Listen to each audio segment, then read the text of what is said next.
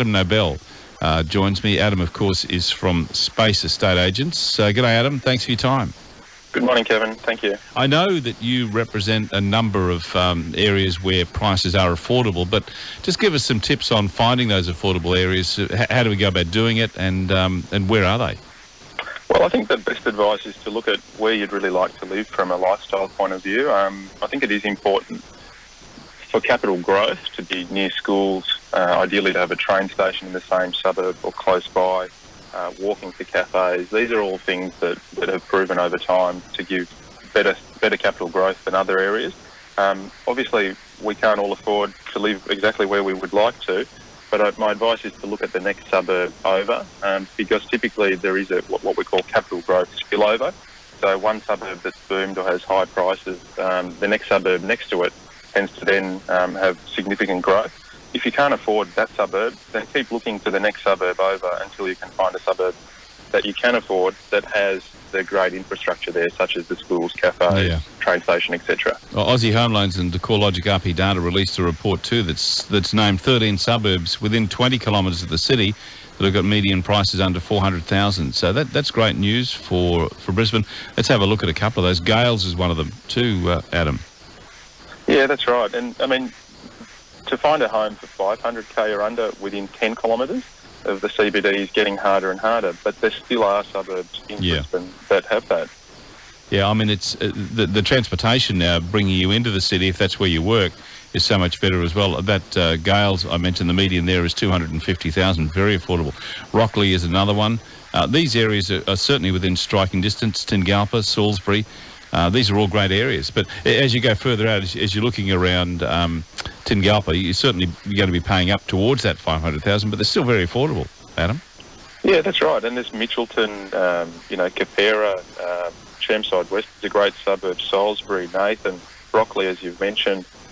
Even Cannon Hill is sort of just outside that, but it's a fantastic suburb. It actually had, I think it was 50 or 60% growth over the last 5 years. Lutwyche is another. So finding these areas can prove to be, to offer terrific capital growth for people.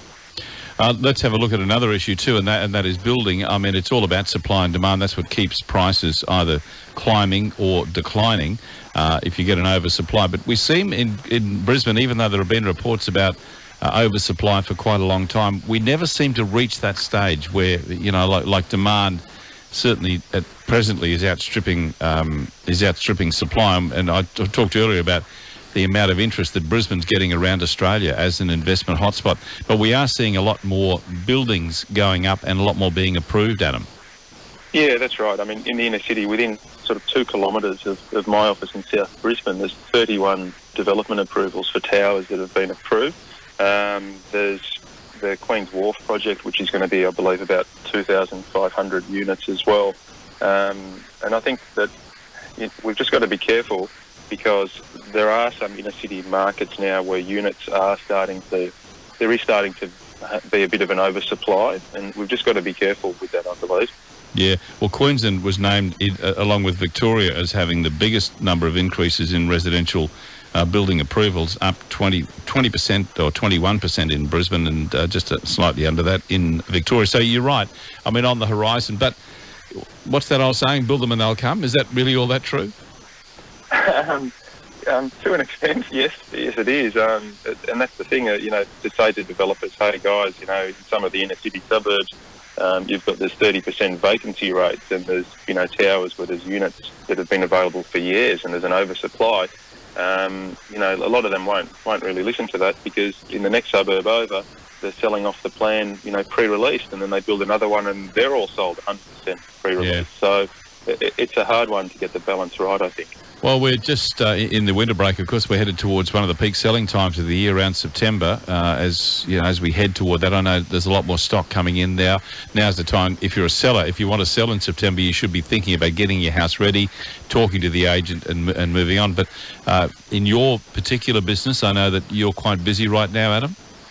Yeah, it is. It's the busiest winter we've ever had. I think that winter is the new spring because of the low interest rates at the moment, and things are fairly steady. Sort of economically speaking, I think people Although there's a lot of things happening in the world, I think things are pretty good in Australia still, and there is a lot of buyer confidence right now. So sellers are, certainly with all our properties, we're getting multiple bidders, multiple properties on every property that I'm selling. So a lot of my clients are hearing that and are taking advantage of that environment. Pick of the crop. Give me your pick for this morning of the homes that you're opening.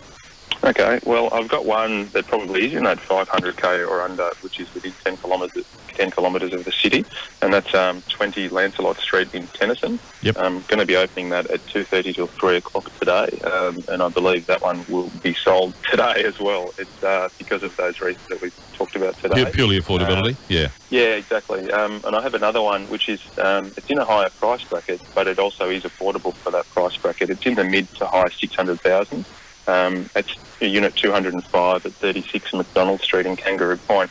It's a 2-bed, 2-bath with a huge balcony at 70 square metres, and it's a riverfront property. It overlooks Eagle Street. You can walk in 3 minutes to the City Cat. You can hop on a City Hopper, so for free. You can go over to Eagle Street. Good on you, mate. Just give us the address and the time. We're just about out of time here, so just the address and time, mate.